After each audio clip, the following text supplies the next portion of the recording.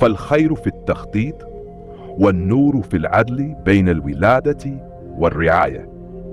भलाई योजना में है और प्रकाश है उस न्याय में जो जन्म और पालन पोषण के बीच संतुलन रखता है।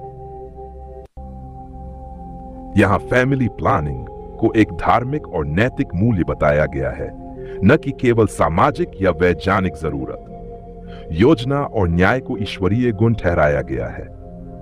वल्लाहु युहिब्बुल मुक्तसिदीन व यहदील मुतफक्किरीन व यकरहुल मुसरिफीन। और अल्लाह संतुलित लोगों से प्रेम करता है, विचारशीलों को मार्ग दिखाता है और अपव्ययी लोगों से घृणा करता है। ईश्वर का प्रेम उन लोगों के लिए है जो संतुलन और सोच के साथ निर्णय लेते हैं। यहां यह भी स्पष्ट किया गया है कि अनियंत्रण, चाहे वह संतान के संदर्भ में हो या संसाधनों के, वह ईश्वर को अप्रिय है।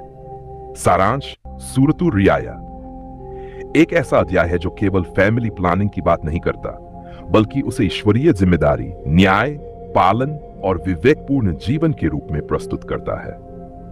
यह उन ग्रंथों कसौटी पर खरा उतरता है जो दयालुता, ज्ञान, न्याय और संतुलन को धर्म का केंद्र मानते हैं।